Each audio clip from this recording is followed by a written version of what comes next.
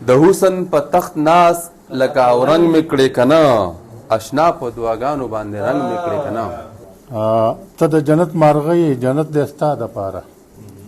ته په دولت څه کوې، محنت دې ستا دپاره. پښتانه که چېرې یو شو نو یقین وکړه چې ښه به شي، که نه دغسې نه وي، نه د دې نه د هغه به شي.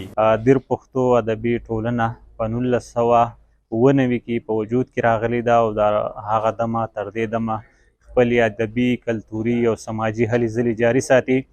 دیر پښتو ادبي ټولنه د ادب نه علاوه د سماج په شعبه کې هم خپل خدمات وړاندې کوي. دیر پښتو ادبي ټولنه خپلې مختلف څانګې لري په مختلفو علاقو کې، چې په هغې کې د خال څانګه، د جندول څانګه، د سیار څانګه، د خونګي څانګه او د دې سره سره د ټنګ ټکور څانګه هم خپل وجود لري. او اوس څومره عاشقان د خوشبویۍ ته راټولېږي، اوس څومره عاشقان د خوشبویۍ ته راټولېږي. جانان غنمرنګیا لونګ مې کړې کنه، او د ځان د دایرې نه مې بهر کړي خود پرستا.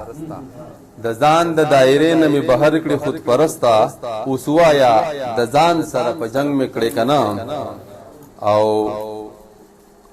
اے مینې ستا خمار لمې بلها رنګونه ورکړه، اے مینې ستا خمار لمې بلها رنګونه ورکړه. انګور مې کړې چیلم مې کړې او بنګ مې کړې کنه. او اخري شعر دی، د حسن زور مې منی او کنه منی سیاده. د حسن زور مې منی او کنه منی سیاده، په ځان پسې د پیر بابا ملنګ مې کړې کنه. د حسن زور مې منی او کنه منی سیاده، په ځان پسې د پیر بابا ملنګ مې کړې کنه. زه د دیر پښتو ادبي ټولنې صدر یم. تاسو ته د یاد دی چې دیر پښتو ادبي ټولنه تر اوسه تقریبا د 15-16 کاله د پښتو خدمت کوي. په دې کې د غړو په هغه وخت کې هم د 560 پورې کسانو او اوسو د خیرسه 1.5 سل نه بره غړي دي. پکې کال په کال د سپرلي مشاعرې کوي، نور ډېر زیات پروګرامونه کوي. د اوسه پورې تقریبا د 80 نه بره 15-16 کتابونه چاپ کړي دي. خپل تاریخ یې محفوظ کړی دی د مختلفو کتابونو په حواله سره، چې په هغې کې پړاوونه 2 ټوکه دي، ښاغلي 2 ټوکه دي، دغه شان شل کلن جشن په نوم باندې کتاب. نو دا ټول هر څه پښتو ادبي ټولنې خپل پښتو ادب ته پریښي دي او تاریخ ته پریښي دي.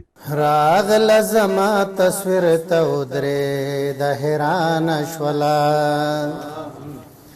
راغله زما تصویر ته ودرې د حیران شوله. اوښکې وچکړې خفه شوله روان شوله، راغله زما تصویر ته ودرې د حیران شوله. دیر پښتو ادبي ټولنه یو داسې ځانګړی مقام لري چې د 1997 راسې او د 2023 شروع شو، د دې حده پورې بلا کارونه کړي دي او بلا تنقیدي اجلاسونه کړي دي، بلا ایوارډونه کړي دي د ټول پاکستان په سطحه، د صوبې په سطحه، د ملکن په سطحه. او د هغې زنده ثبوت دا دی چې زه نن چې کوم دی د پښتو ژبې چې کوم دی 2 کتابه ما په خپله چاپ کړي، دا هم د دې ژبې او د دې پښتو ټولنې اثر دی چې زه دې مقام ته رسولی یم. او ډېر بلا ملګري چې کوم دی د کامیابۍ پړوی ته رسولي دي. او زه په دې ټولنه باندې فخر کوم. دا زما ویاړ دی، دا زما ژوند دی، دا زما خوشحالي ده. چې زه دې په ارمان د یو مسکا لړم له حتا، چې زه دې په ارمان د یو مسکا لړم له حتا. زما په مینا بلتا خندېدلې وې کنه، د قبرې په خزو مې جړېدلې وې کنه.